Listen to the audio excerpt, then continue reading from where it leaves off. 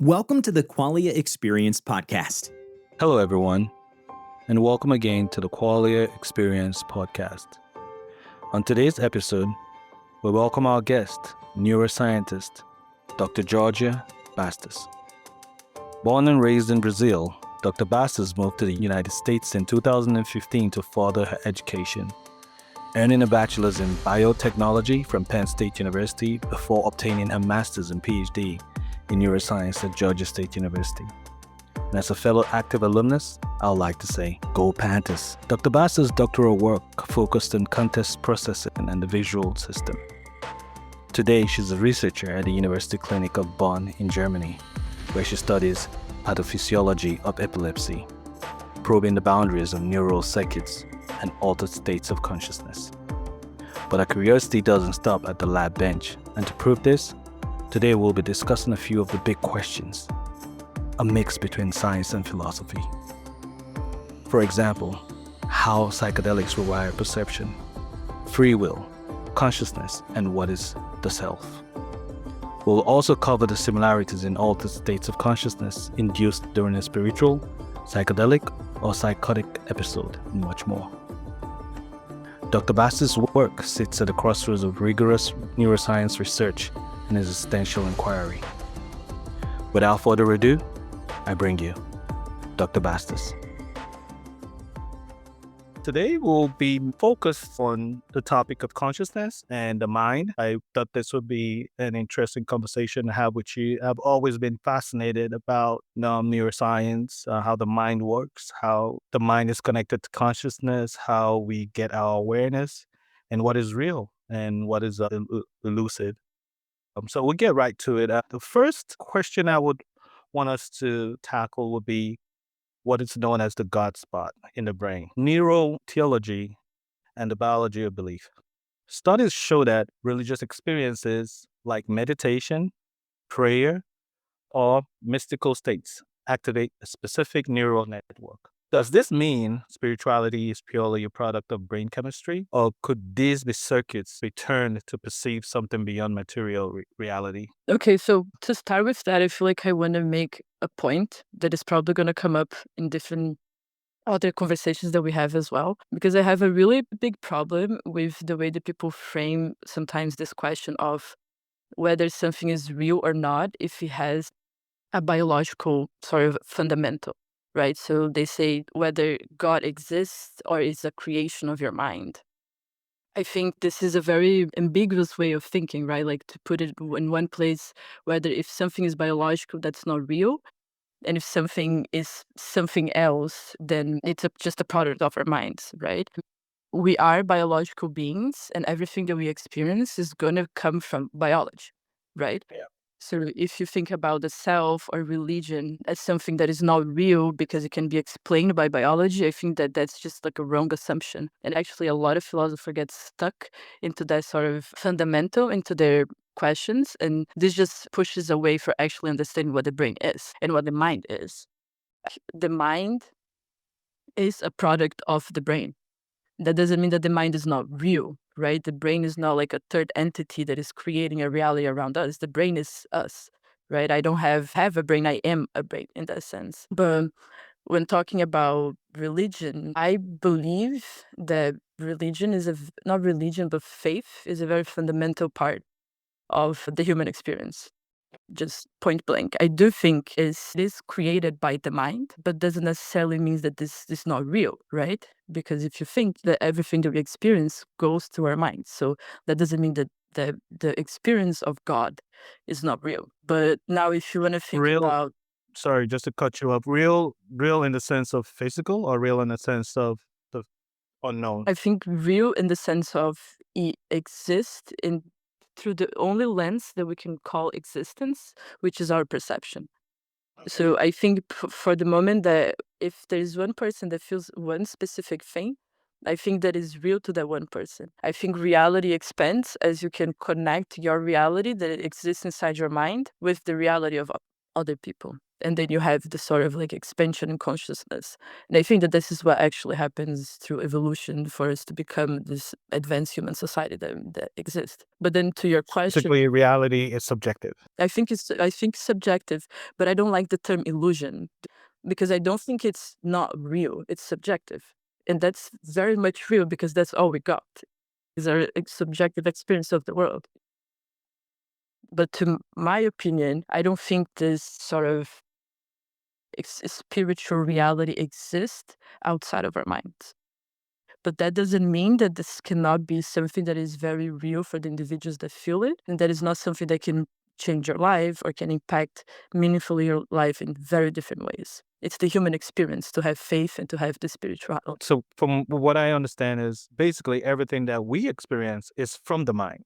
Ruling spirituality as different, it's not going to be fair because even what we think is real or physical is also generated in the mind. Is that the, what you're saying? Yeah, exactly. Like even our experiences of the laws of physics, right? Yeah.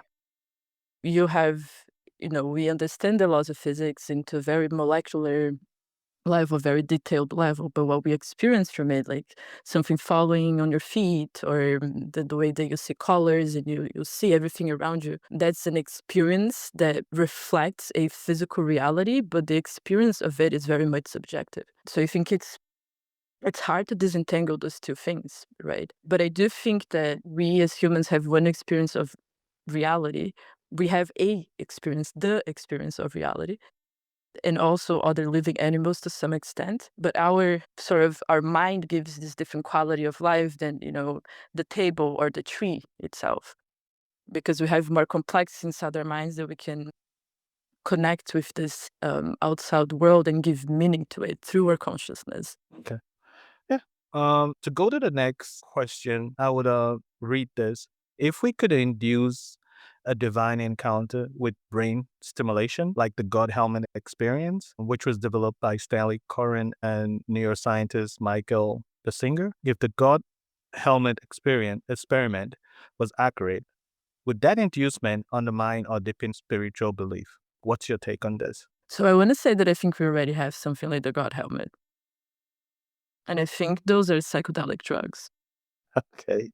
Really. Yeah. And this is an interesting question. It's something that I've been thinking a lot about lately. I guess we could sort of go back and forth and try to understand this together because it's something that I think about. There's a lot of triggers to something that we're going to call something like a divine experience, a transcendent experience, right? There's three main triggers, let's say, that I can think of in my mind. I think a religious experience, either through, classical religions have music and fasting and big walks, or sometimes meditation as well, some sort of meditation. This can trigger a very strong spiritual experience. I think psychedelic drugs, the historical use of psychedelic drugs was in a religious context. Tribes in the Amazon and so many different places on earth, their whole culture sometimes surrounds themselves through these psychedelic drugs. So in that context, it does strengthens the connection with God. Another sort of spiritual experience or something that resembles a spiritual experience, and I think if I go a lot into this direction, maybe it will get a little controversial, but I think the experience of psychosis. Throughout my PhD, some of the work that I was doing was sort of trying to look for this cellular basis of this biomarker of schizophrenia. Just reading through the experience of people that go through a psychotic episode, a lot of it talks about I am God and like I'm here for a purpose and I connect. They have this godlike complexes that I feel like in some ways resembles like, they have the feeling like they've been touched by a divine force. So I feel like there's a lot of similarities into these three things. And I think that this represents somewhat consciousness. I think it represents what the brain is about in some ways. I think it talks about beliefs, especially if you think of the brain as a system that ever since you're born is collecting information, right? The brain basically doesn't know what the world is before you were born. It has these different regions, they're coding or like sort of like predisposed to be the visual cortex or the frontal lobe and all of that, but it doesn't know the neurons inside your head don't have this contact with the world. It receives information in this physical form. And ever since you're born, it tries to create this model of what the world is. And this model is something simple as like, I know that the sky is blue, I know what a chair looks like, but also it's contextual in the sense of culture as well. Right. So That's basically you're influenced by where you were born, the parents you have, their own influences, and how they grew up and stuff like that. yeah. And I think that this defines how you see the world. Right. Yeah. Again, is sort of this idea that everything is created by the brain, but it doesn't necessarily mean it's an illusion, right? I think you have an internal model of reality inside your brain, and this is the lens of perceptions that you have is through this internal model. What happens when you have a sort of strong religious, psychedelic, or psychotic experience is that this model of the world that you have around you, it's somewhat broken, at least for a second. This is what, at least doing psychedelics, I think it's more clear how you have this sort of like erase of your priors of what you expect from situations, and then everything that you perceive feels so intense. Right? This can either go one way or another. And it's not about the moment that you're having the experience or the psychedelic or the religious or the psychotic experience, is actually the afterwards. And I would just take the psychotic experience a little bit out of the equation because I think that comes from a more profound disorder of the brain. But this sort of self-induced or not spontaneous, but with intention that you have to a religious experience or a psychedelic. I think what happens is basically your brain goes kaput, like for a second. Do you expand your consciousness in the sense that your brain is just different areas of the brains are connecting with different areas? You lose this usual sort of moderation that you have, that is the contrast between your internal model of reality with your physical reality.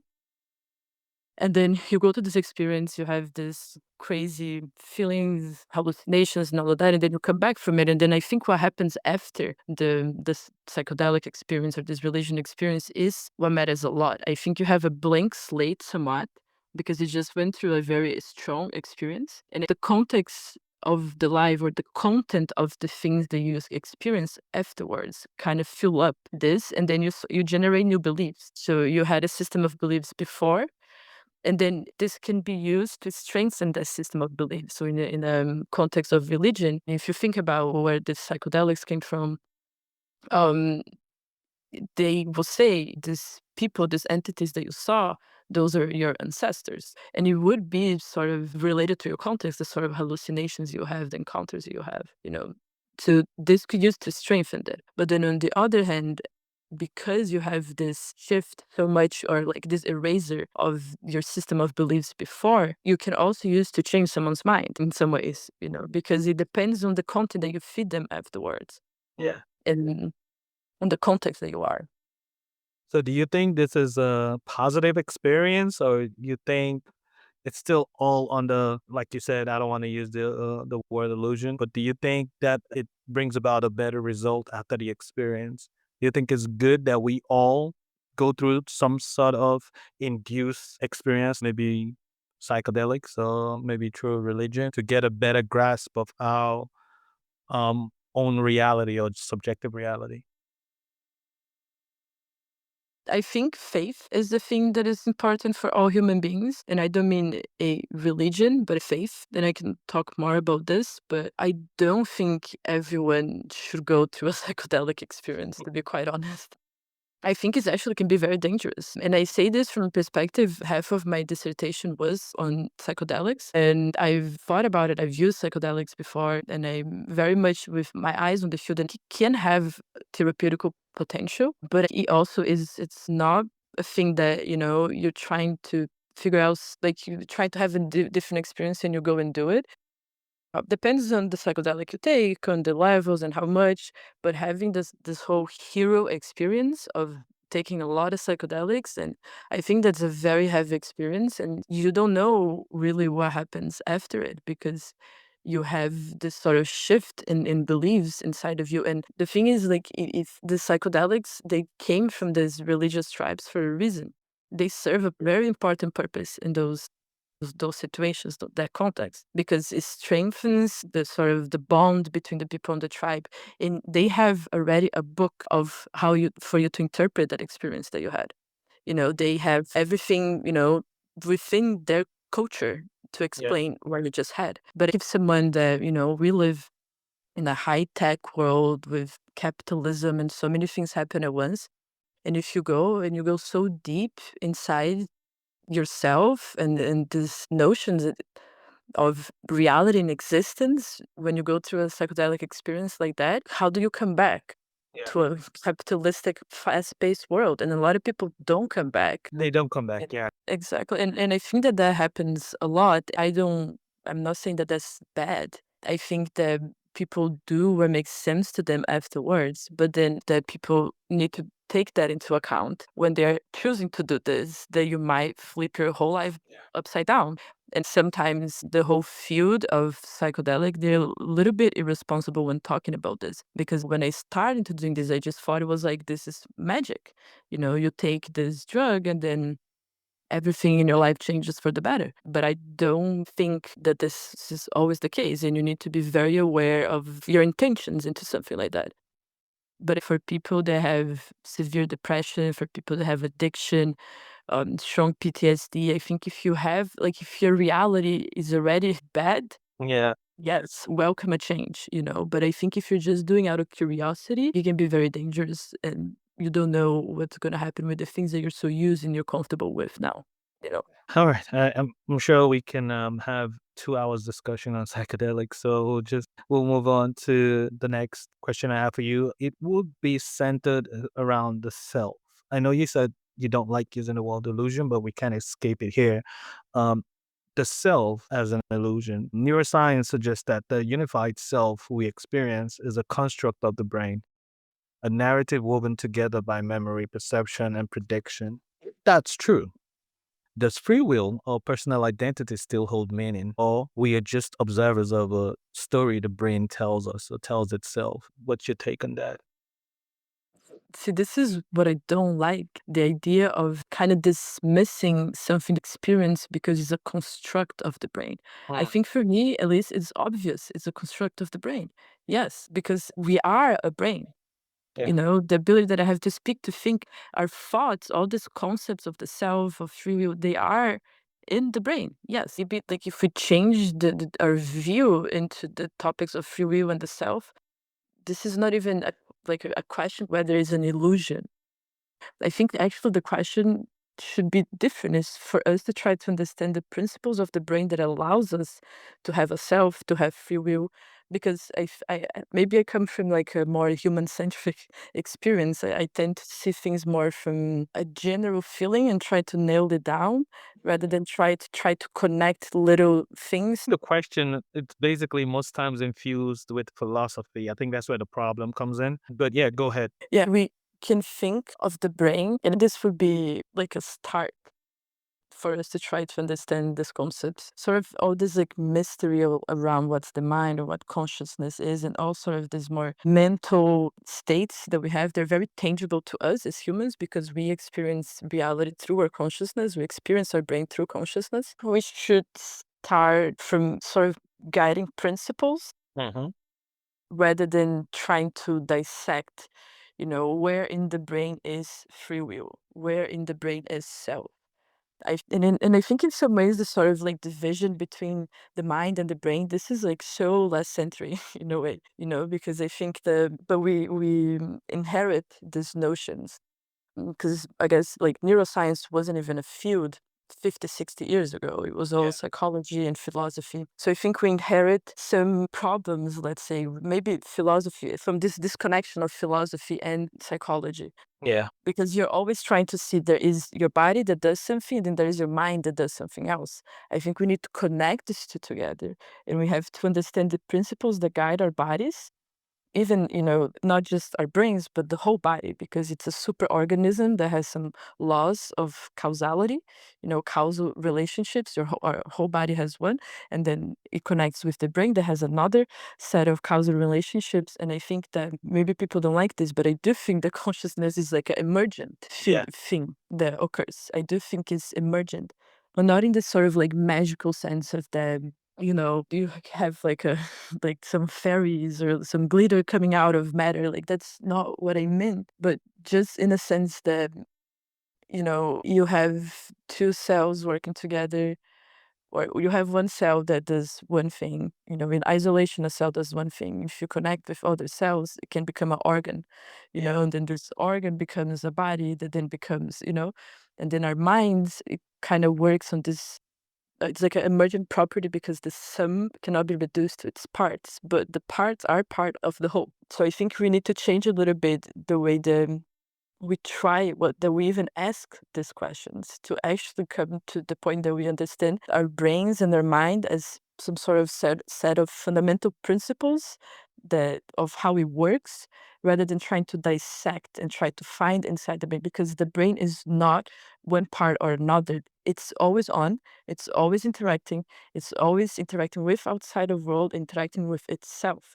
So I think for me it's very hard to try to dissect this into little things. Okay. So basically, what I get from this is the quote unquote self, is not separate from the brain, and then it generates what we interpret as thoughts. So it's all one thing, basically. Basically. Yeah. I think the philosophical part of it that intrigues me is the free will part. I know the question has the part of it that says, are we just observing, or we taking action, or it's not even there and it's just a hallucination? Yeah, I don't know. I think a lot about this free will thing. I don't think it's a illusion. I do think we have free will, but it's like just by the way that the system is, because we cannot separate what the brain and what the mind is, that I think we get sort of like stuck, because you can say that everything that I've done so far in my life was because there was a neuron communicating with another neuron with another area of my brain that made me do that. Yes, yes, I agree with that. My brain was behind all of my actions so far. But whether that takes it away, I don't know. I think, at least I like to believe that we do have free will. And maybe this question is more about timing, whether like it's the thought that comes first or the physical part that comes first. And I don't know. What do you think? Do you think we have free will? Yeah, I think it's still a huge debate amongst a lot of neuroscientists. I don't know if you know the neuroscientist Sam Harris. He has a strong argument against free will. He believes it's not real. I personally, I don't know. I think it's something that we might not be able to answer. I don't know, but like you said, it's up there. I think maybe one day science would answer the question if you ask me. I think it comes from it depends on the perspective of how you want to see the question in the first place. Do you feel like you have free will? Does your subjective experience gives you the idea that you have free will? Yeah, yeah. I think Yes. so. Yeah, the subjective experience, as I'm talking to you right now, gives the impression that I have it. And I think that somehow this is enough. For me, I feel like this is enough. And this kind of goes back to maybe the theme of what I'm talking about. I think maybe I come from a more like human experience point of view that then uses the body to give rise to the human experience, rather than the body giving rise to the human experience, perhaps. So of course we have free will. I feel like I have free will. I feel like I can We choose to feel go here and there. Yeah, we feel like it, but when you expand, we begin to realize that it's all conceptual. It's not planned. A lot of the things we do and say, it's not originated from us. Like, to give you an example, thoughts, the way ideas come to us, and we don't create thoughts. It's all conceptually. So, in a subjective way, in a very more primary way, I think we do, because I'm talking. But I think in a more broader sense, it might be more elusive. And you have to think about, I guess, like what is reality to begin with to be able to answer that question.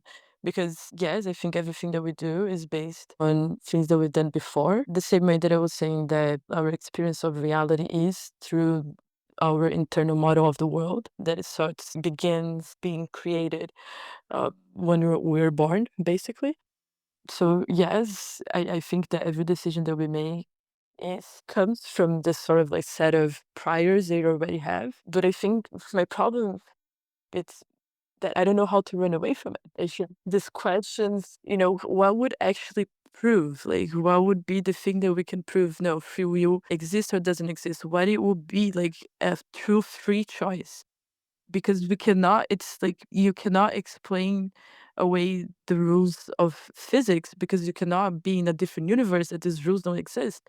I think that this is maybe what I'm talking about when I feel like our idea of the brain should come from some sort of like set of principles like the laws of physics, then we wouldn't be asking questions whether this is biological or this is mental. If we understand that biological and mental is the same thing, so then I think some questions would just kind of disappear if we understand what is possible and what is really not possible to happen, because we cannot run away from the essence of what something is. Sure. Okay, let's talk. I think we'll probably go back a little bit into psychedelics. Psychedelics like psilocybin and DMT profoundly disrupt the default mode network. How do these mechanical changes translate subjectively into ego dissolution, encounters with entities, or a sense of cosmic unity? Is the brain revealing latent perceptual capacities or just hallucinating its own confusion? If it's okay, just go back and revisit just for a little bit. To answer this question, maybe I'll touch a little bit in some of the findings that we had. On from my PhD work. It's not out yet. We're submitting the work, but I think there's a preprint out. But basically, just to be very simple, I did a lot of experiments during my PhD to try to understand something that we call context processing. And it's how the brain is able to differentiate between something that is familiar than something that is novel, something that is surprising. We did this in a very basic way. We showed mice images that were repetitive, and then it would be a sequence of, it was just like lines on a TV. And then out of sudden, like after a certain amount, these lines would change orientation. So it was just a surprise feeling. And we would see that, and this is a very sort of well characterized response of the visual cortex, that when this different image, this surprising, we call the oddball, it was the oddball paradigm. So this oddball stimulus will show up, you have an activation, like increasing activation in the visual cortex of mice. Yeah. We call this a prediction error, in a sense. We could call this a prediction error. Because he had a expectation of this just going to be the same stimulus, and then it changed to this different one. And then I did some work into trying to understand the connection of the frontal area of the brain with the visual cortex during the oddball paradigm. And we found that it's necessary for the frontal part of the brain to be connected to the visual part of the brain for this signal, this strong prediction error to occur, basically. What we saw during psychedelics is that there was a weakening connection from this top down, right, from higher areas of the brain. There was a decrease in the influence of these higher areas in the visual cortex. And then what we saw is that during this oddball paradigm, you will lose the different detection signal, but not in a sense that the brain will be quiet, but in a sense that you just sort of like the baseline of activity would increase. Our interpretation of this is that the brain was basically processing information. It lost the ability to contrast between what it knows than what it doesn't know. And then it was sort of processing irrelevant activity as prediction error. So it was giving relevance to different stimuli that don't necessarily is something that you don't know already, right? Because supposedly the brain should focus attention into the things that are new for you. This is like a principle for you to save energy and all of that. So we found that during the psychedelic experience, this sort of shifted. So you had a lot of sensory cues that were coming that in a normal sense, you wouldn't pay that much attention, or your brain wouldn't pay that much attention to it. But during the psychedelic experience, you have that. So I think that what happens during a psychedelic experience is that basically I think the hallucinations you have are some sort of like different parts of the brain that are coming alive, and they're being given relevance that maybe you wouldn't have in a normal setting, because you have this very strong sort of like this grabbing hand from your prefrontal, your frontal cortex, or like just not necessarily the prefrontal cortex, but higher areas of your brain, right? They have this grip on your sensory areas and more associative areas that then they kind of dictate how you're interpreting things. I think this encounters with entities and sort of this profound realizations and sort of expansion of consciousness, you do have a dissolution of ego, because our sense of self is very much based on the contrast that you have between your internal model and information that you receive. So your brain, through this sort of like cycle of always trying to predict what is happening and then giving attention to what is new, it creates a contrast, and then you contrast this with the outside world. If you lose the contrast, then you lose your sense of self, because you lose this internal model which through you look at reality. Yeah. Um, and this is just speculation from my part. I think that what happens when you see these sort of entities and things from the outside world, you're kind of getting a glimpse of your own brain. There's conversations and realizations that people have. It's somehow like thoughts that are inside your own mind already, hidden in some ways. And the brain, thoughts are so abstract in our brains. Yeah. We are only able to interpret thoughts and things as reality if they're encapsulated into something that we're used to, something familiar, like a person, like a animal, like something like this. And I think that this is sort of like the avenue that when your brain is that is in this psychedelic state that is very much like crazy, right? Like your brain is disconnected and it's a confusion. This sort of like the thoughts that get through, that they're still able to be generated by the brain, they come into the vessel of something that is familiar to you. And the brain has a sort of familiarity with creating faces and animals and sort of this more natural concepts, because we are constantly seeing faces and animals and evolutionarily speaking as well. So I think it's just sort of a way, like I always say that I think in a very like strong psychedelic experience, I don't think you're experiencing reality as the best way possible, sort of like true reality. I actually think you're experiencing your own brain in the most true sense ever. I think our sober consciousness is the truest way that we actually experience reality.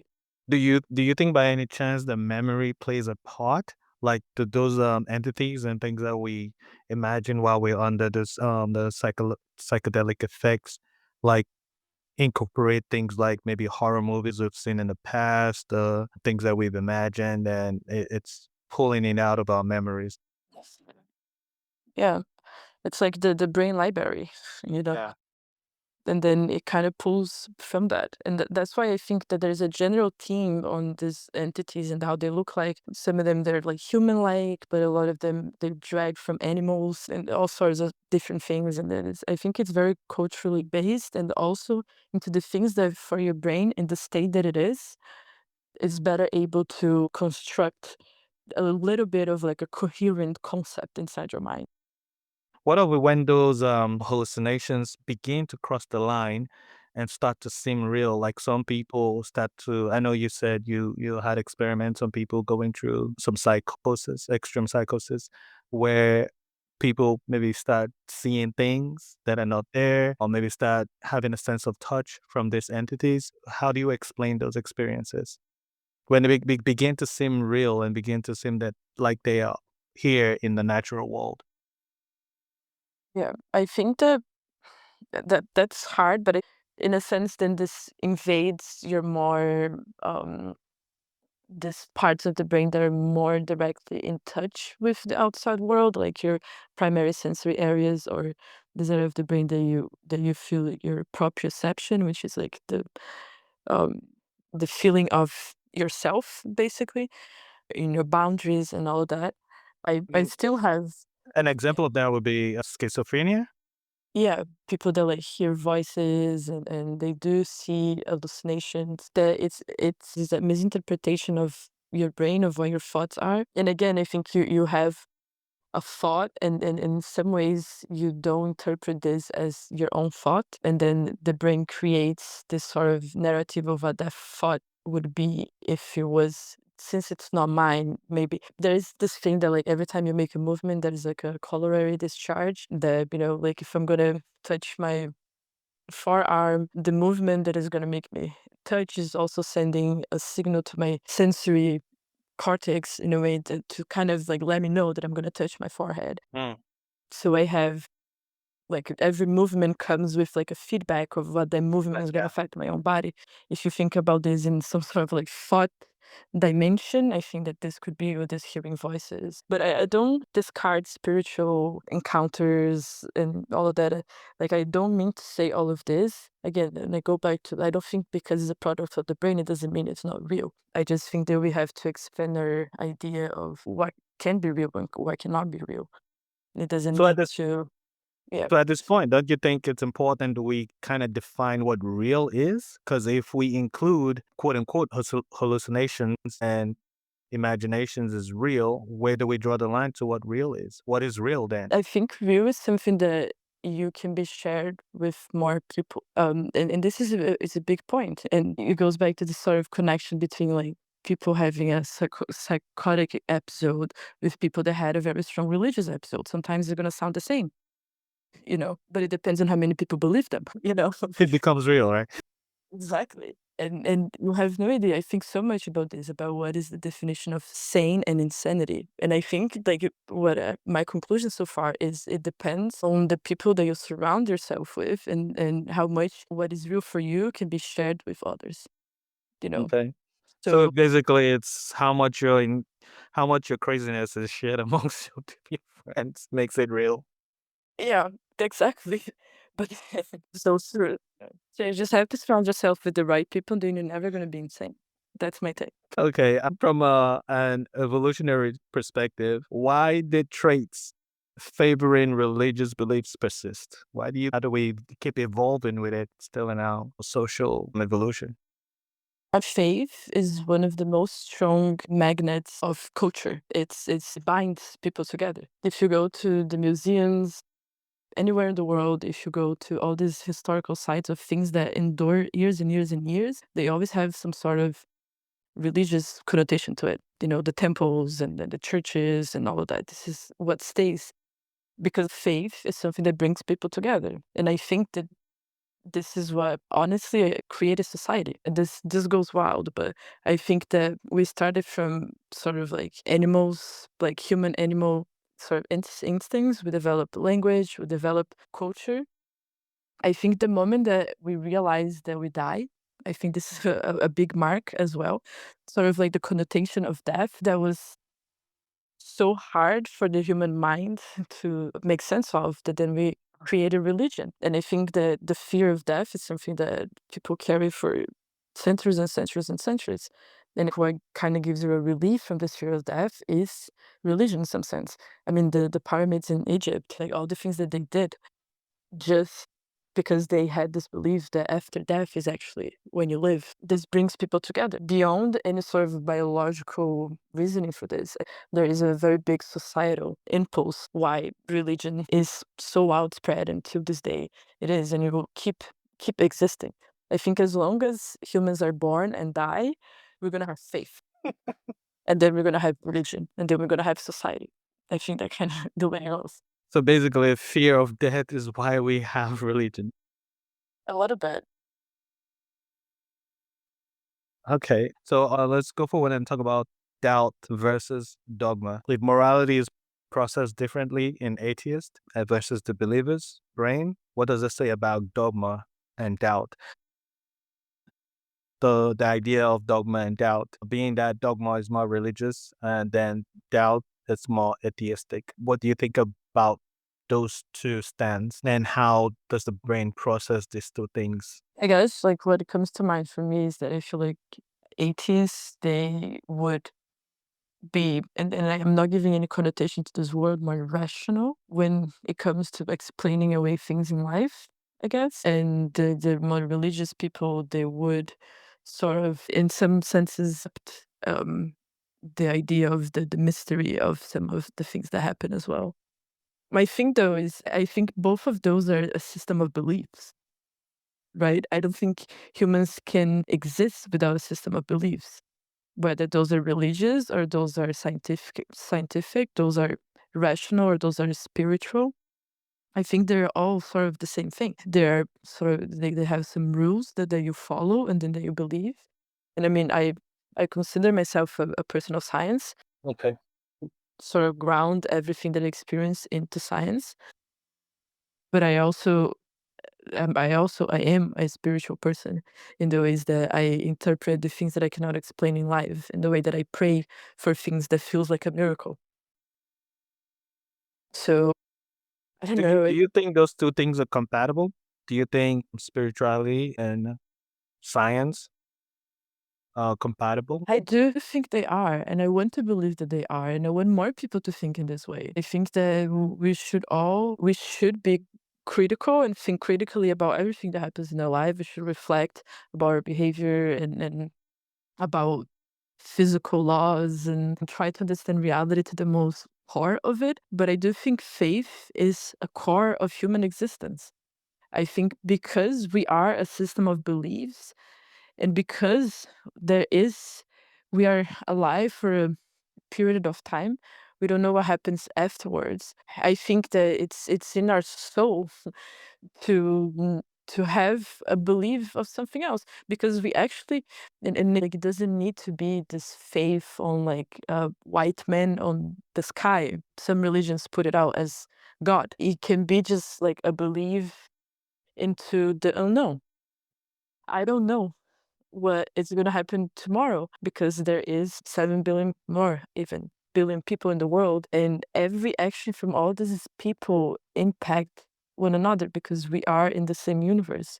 So you cannot, even if you have a very steady routine, you cannot know what's going to happen next. And having faith in the natural order of things and being a good person because you know that your actions affect the whole world. I think having faith and love in that sense completely fits into a scientific explanation too. I think definitely both of them should coexist, and scientists should be more open-minded to some of the interpretations. This happened with the psychedelic field for a really long time. They just dismiss this as like, oh, spiritual things, these people, blah, blah, blah. I think there is an explanation that tells that everything's in their brains, but then also gives validity to the divine transcendent experience that people go through. Yes, those two should coexist to give us a better understanding actually what the mind is.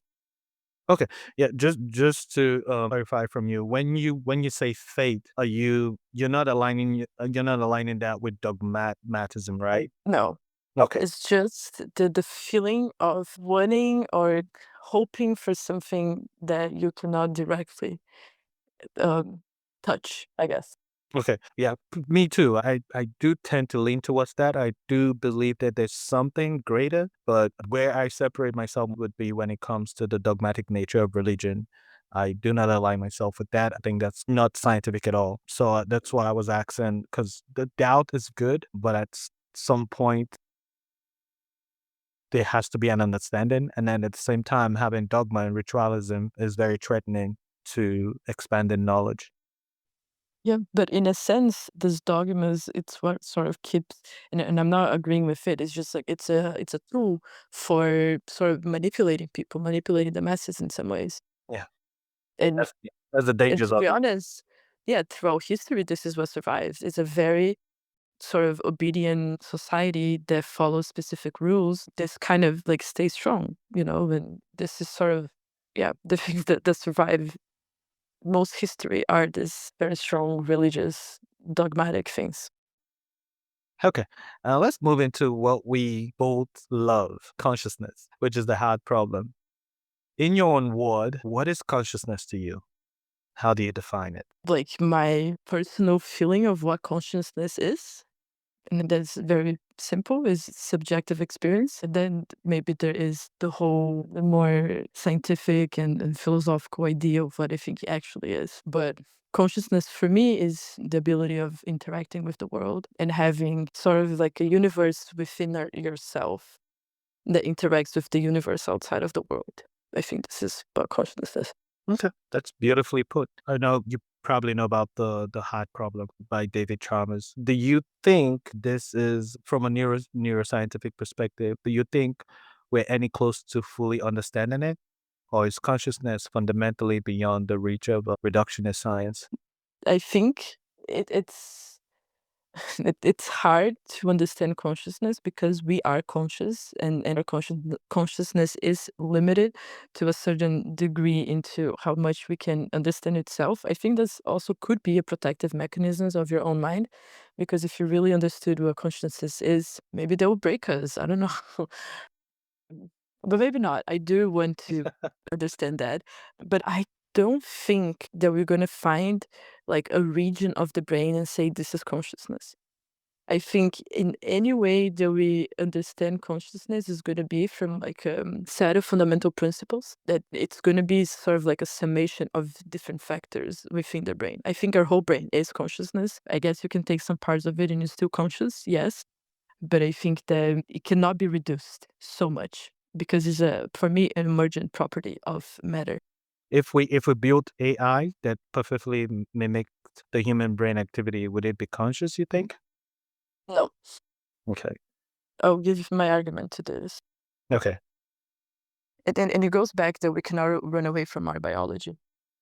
I think we are made of living things. Like ourselves, if you look for like evolutionary period, like long time ago, when life began in the oceans, those are elements that are all separated, and then eventually they got together, and then there was a membrane around it, and then it will start, having some sort of boundary and like a self-sustaining sort of like a feedback loop within itself to stay alive, and then it connected to other cells. And then, so if you look at our bodies as a collection of individual organisms that are working towards a ultimate goal of survival and success and expansion, this is like the cell in the bottom of my foot is as important for my consciousness as the cells in my brain. It's because we are a body, that are the matter that constitutes ourselves is alive. The cell in my liver wants to be alive as much as me in my head want to be alive. And then this sort of like consciousness is some sort of like expression of this imperative of life that comes from the matter that we are made of to begin with. I don't think that computers, even if you mimic the human brain exactly how it is never going to have this imperative of aliveness because it's made of material that is not as alive as a human cell, basically. Yeah, just to be clear, I'm with you on this. I don't think machines or AI can ever be conscious. Although I've heard one evolutionary biologist argue that it might one day, Brett Weinstein. But just to push back a little bit on what you just said, you said something about even the cells in your brain and the ones in the bottom of your feet all come together to make consciousness a reality. What about in the instances where people get amputations and they get their legs cut off, but they're still conscious? But the limbs that have been cut off are not conscious. I mean, because you still have other cells in your body. And I guess like if you cut enough limbs and then you kill a person, then she's not conscious anymore. I think as long as, and if you think about, if someone had an amputation, the cells that are like surrounding the wound of that amputation, they're fighting. They're fighting. They're trying to stay alive one by one, and some of them die, and then you have other cells that go and kind of clean it up, the dead cells, and then there's like a instigation of making new cells. Your body is fighting the same way that you fight to be alive and you fight to live your life and to have your success. It is the same imperative, and that's what I mean about fundamental principles of how life works and how the brain works. If we understand that our bodies kind of come from the same principle, but and I don't want to say complexity because our bodies are very complex, but it's sort of like a level below the sort of the in let's say complexity, the complexity of our feelings of our consciousness, because I think the consciousness really is sort of like our interpretation. It's like the body best shot of interpreting the reality outside you and the reality of your body. So it's also a mechanism of protection. Huh. I think that it definitely serves an evolutionary point of you having the best interpretation of what reality is in the world. So that's why we look at plants, or like we look at the color green, and we don't just see this wavelength of life. We see green, and then we can recognize the same wave of life in plants and different things, and then you can associate that with something else. Like, I think that consciousness is something that your body evolved to be able to better interpret the world. Is it kind of separate from us, or do we generate consciousness? Because if let's say, for example, if you keep cutting off limbs, you said at some point we would die. So if there's a point where consciousness is lost, does it mean that that part is where the consciousness is being generated from? Yeah, so I'm thinking about it. I guess, like, if I were to put consciousness in one specific place, I would put it in the head. I think definitely the brain is In a the big brain, part yeah, of it. definitely. It's sort of the substrate, like the substrate is what brings it alive. I just mean that I think that the brain is also highly connected to the body in a lot of senses. Yeah. I see the brain as this like headquarters of like a super organism. And if you think about what the the precursors of cells of the brain was basically this like the cells that learn how to send information through electrical discharges. And it was a way for you to, like, you have an organism that is big, and then you want to know, want to know in this part of, let's say, like on your head, what's happening on your foot. But like imagine like just like a no, like an actual human body, but like a blob of cells into the ocean of an ancient ocean. These neurons developed so you could have this long distance communication. So whatever happened, oh, so I'm sensing this chemical here in my tail, and then this is bad for me. So then I need to send this signal to this other part of this body, this organism. So then this can start doing something for me to get away from this chemical that is bad in a very simplistic way. So these neurons are processing information basically, and the brain is the headquarters. It's the place that all this information kind of comes through. And then I think the evolution, that when you start having not just neurons that connect the body in different ways and give reflexes, you had like a centralized nervous system. And then this is what it got start getting interesting, is because your neurons in your centralized nervous system is starting to also take into account to each other. So it's not just about, oh, this sensory neuron in my leg is sensing a bad chemical or something that burns. So then I need to pull the muscle and reflect. It's also like, okay, so I'm receiving this information inside the centralized nervous system. So then the information that I receive is also taken into account of this other part of the brain itself that is processing another information. So then you kind of have like its own sort of feedback loop inside the brain itself. There's like top down, bottom up communication that happens. So, and then I think in somewhere there that you generate the consciousness the way that we are. But I think that is necessary for you to have a, not per se, and maybe this is the confusion. It doesn't need to be a body, but the matter, the material in which you are needs to be alive. So the computers with bits and electrical currents, it's not alive. Those little pieces of elements don't want to be alive as much as my cells want to be alive. So then I want to be alive because my cells want to be alive. This is my kind of take on it. So yeah, so they cannot feel pain or joy at any time, and they will not be able to find or reach the state of consciousness. But they probably will be very good at mimicking it. So you being in the field of neuroscience, how has neuroscience changed our understanding of mental health disorders? And what emerging treatments show the most promising, you think? Problems like depression, anxiety, schizophrenia, psychological problems. No, I guess maybe I've been a bit critical about a lot of things here, but I appreciate you for giving me this outlet in some ways. I guess I have No, you, of this. that's the whole point of it. Yeah. And I mean, who am I, right? Like, yeah, I love a good philosophical and scientific discussion. So there is studies and people that are pushing a different way, but I think that the way that we interpret mental disorders, I think there is a problem because of the way that there's like so many different disorders and a lot of things overlap. And we try, and it's very hard.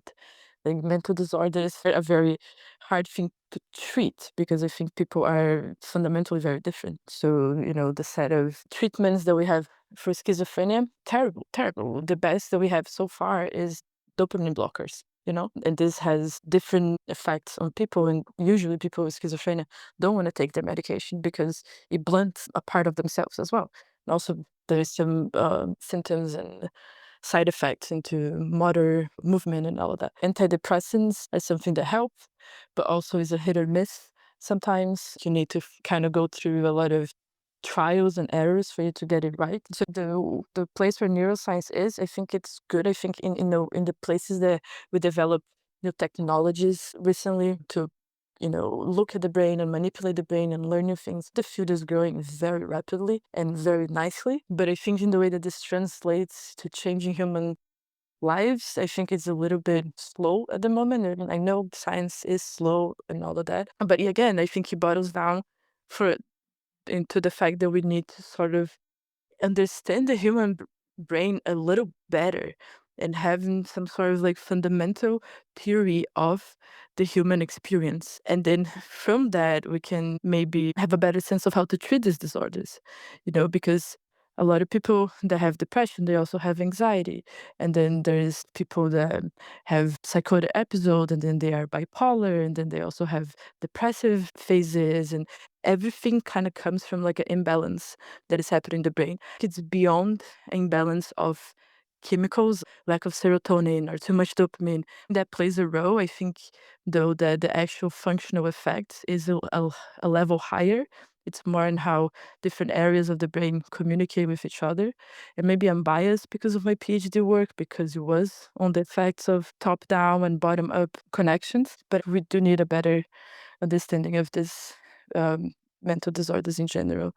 We could talk more specifically about one or another, but I think in general, we're still lacking. And people are trying to do the best that they can. And I think some of the things are really good, but there's a lot of room for improvement, I'll say. So you feel we would do better in the science field if we had more real life experiences instead of just being structural and being data driven. Maybe we should look at from the angle of the people experiencing it. Is that Yeah, 100%. okay? 100%.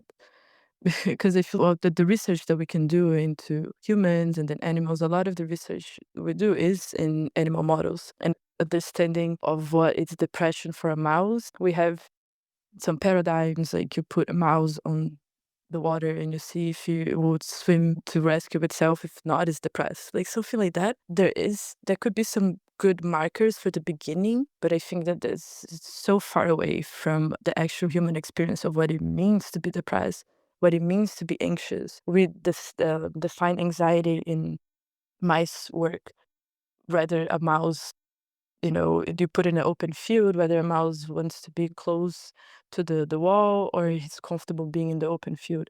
I think that a instinct that demonstrates that the mouse is afraid or not. But anxiety, that's like the human experience of anxiety is completely different. Yeah, it Even if you just have more people that do like mouse behavior work to read more or have more like a critical thinking of what it means to have these disorders in real life, I think that would be more helpful. okay. So you don't think there's any emergent treatment at the moment, but you think that's something in the future that's promising it will change the way we attack these issues. I think that the psychedelics thing, again, with caution, done correctly in like a clinic with good people guiding it and with like a very good interpretation of the like follow up, like not follow up, but people have someone beforehand, during, and after. I think it can be really great. You can save a lot of people with psychedelics, especially people with addiction and very, very severe depression and big traumas. I think it can definitely help. If I would say this could be the most promising treatments that are out there. That's fantastic because I've looked at some research and studies, and it seems very promising. I'm just not happy about the way it's been shown and not broadly exploited. I don't know if there's a reason why, but I've heard a lot of people who have individually spent their own life and time and money doing researches. So why do you think the scientific world is not like exploring it aggressively? Well, I think it's starting a little bit. The whole psychedelic field is trending a bit recently. I mean, but that was a very big historical prejudice against it. That started on the 70s, right? So because people were using so much, and then it was different time and era back then, but the politicians really thought it was threatening their power. So they just cut off all research regarding it. And I think it also comes from this problem with some scientists of, and this even also it was a problem with the study of consciousness that a lot of scientists, they're so sort of stuck in their mindset of like observational science because the scientific method and all of that, that they discard things that are a little bit more subjective because also it's harder to study subjective experiences. So people also this spiritual part, right? People, it's just so easy to dismiss like, oh no, these people are just having a trip and seeing things and blah blah blah. But again, it's the brain doing it. Yeah.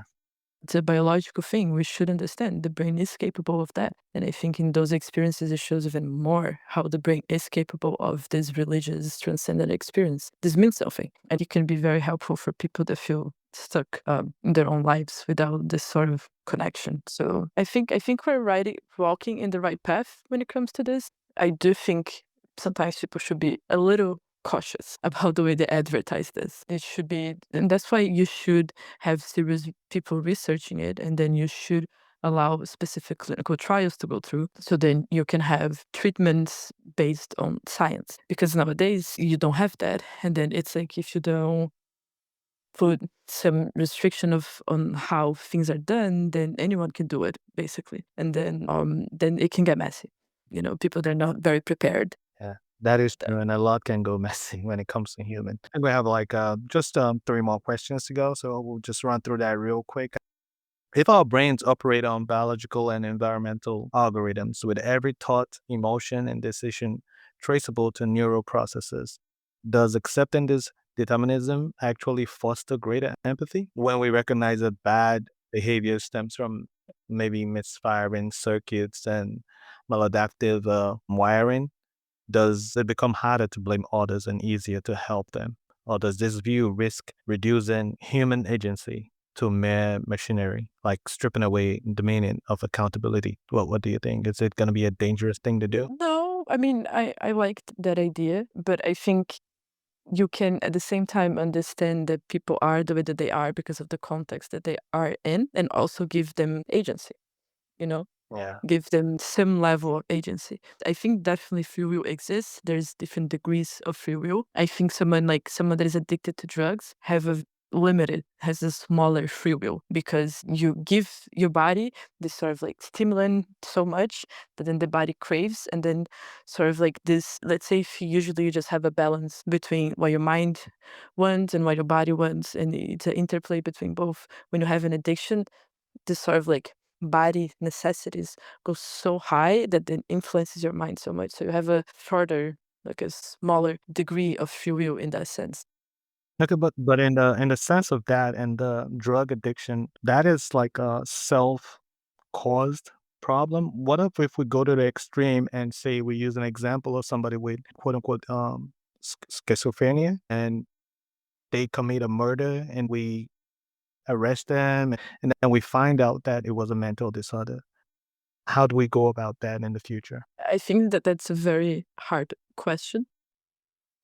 Maybe there's not like a black and white answer, right? Like there's not like, okay, it's all about 'Cause biology. free will goes out the window at that point. Yeah, yeah. I think when you have a disorder like that, because schizophrenia unfortunately is a disorder that touches this much more conscious part of your brain. Sometimes these people, they're not gonna kill someone because they just want to do it because they're mean, because they're bad. They sometimes do it because they have this very complicated conspiracy in their minds that they think that this person is trying to kill them. So for them it's self-defense. Yeah. So if you were to try to understand the reality that this person created in their minds, for them is real, maybe I wouldn't blame them so much. But then it's again like, what is reality? Can you share this reality? Is this real for more people than just that person? Probably not. So then this person should just, in some ways, get medication and be in an institution, right? So I think it depends on the degree, but I do like the idea that we can be more empathetic to each other if we do understand that we cannot run away so much from all the influences that we have in life while still having agency to change some behaviors and to understand each other, understand one another, right? That is true. Yeah, more empathy is needed in this world. I would back that. I would agree with that 100%. The last two questions. It's gonna be the attraction of male and female. How does the brain chemically choreograph shape who we are drawn to? How does the brain help us pick our mates? Are things like spark or chemistry just subconscious neurobiological evaluations, or is there more to it? Again, like it depends on your context. I think there's so many different factors that play into how you're attracted to people. It's so hard to nail down. And again, definitely in your brain, right? Definitely in the context that you live in. I do believe that. But it depends on the situation you are at the moment in your life, and then how the timing works for you, and what sorts of, and I think that can change a lot as well. But I think that there is a sort of fundamental desire for every human being to connect with others, whether it's through like a romantic relationship that's going to lead to marriage, or it's through friendship, or it's through mentorship, it's through family. I think that we do have these desires, and this it's very good for the brain, again, because if we talk about what is real for you is what you can what you can share with other people. It's very important to have people around you that sort of validate your view of life in general. It's a sanity check in a lot of ways, you know. And I think a relationship beyond the sort of like survival and reproduction sense is also a place of like mental stability. Do you think we'll pick more partners better if we infuse science and data to the process? But yeah, maybe there is. You could have some compatibilities, right? Some sort of test like that that could, especially because I think nowadays people are a little bit more disconnected with one another in big community encounters than you used to have in the past. Because marriage was something much more essential in the past. Also, there's so many factors if you can talk about this. But I think nowadays it's a little harder Yeah. to meet people and connect with people. And I say this from a perspective of someone that I love people, and every chance that I have, I'm trying to get all my friends to meet my friends, and throw parties, and get together. And I think this is essential. I'm standing for human nature here, you know, should connect more with each other. Relationships are complicated. I don't know if bringing science into it, I don't know how much that could really help. How much change is gonna make anyways? Because people change in the future. What is the guarantee that the person will not be influenced in a year or two to be somebody else? And like, and I say this as a hopeless romantic, but getting to relationships is one of like the craziest, most unpredictable things that you can do. It's really a risk. Like you Yeah. take a shot in the dark of like, I love this person and I want this person to be with me, but you don't know. And it affects you in a lot of ways. So but I think it's one of the greatest risks of being a human. Yeah, being alive. Yeah, I think so too. It's a I big feel. risk, yeah, because you're opening up all your vulnerabilities to somebody else, and that's a big thing. Yeah. Okay. So in conclusion, I'll ask you probably not really personal, but answers that you can give me. Someone just starting to learn about neuroscience. How would you describe the most fundamental functions of the brain in simple terms? Let me think for a second. Survival, connection, prediction. So I think the brain is a system that interprets the outside world and gives the best prediction of what can happen for your own survival. And at this level that we have of the brain for connection with not just the outside world as the physical reality, but other people with brains as well. This sort of connection. Second one, what's one recent discovery in neuroscience that has excited you the most? And how could it change our understanding of the brain? Anything new in the field that excites you? I don't know. I have maybe a hard time answering that question.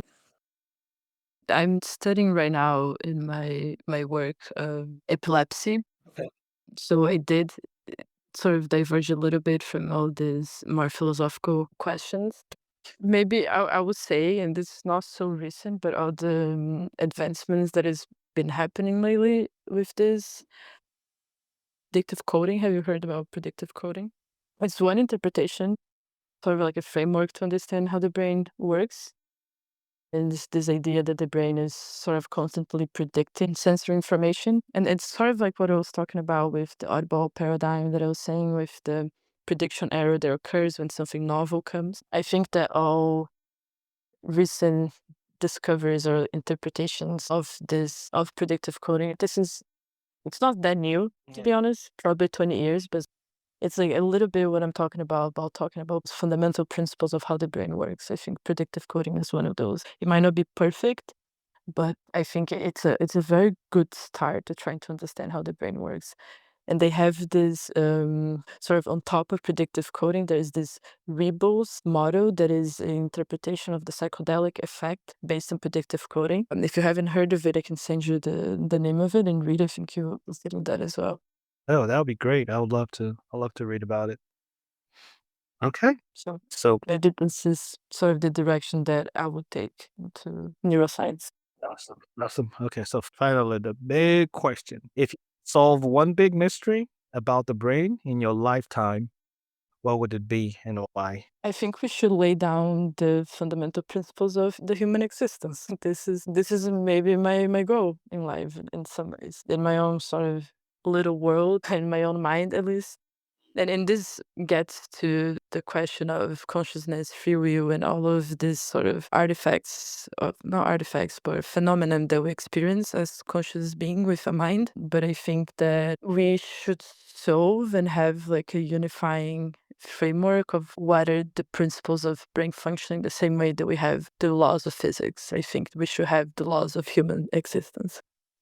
And then from that, I think we can solve so many different problems if we get to actually the principles of how humans work. It's just a small thing, you know?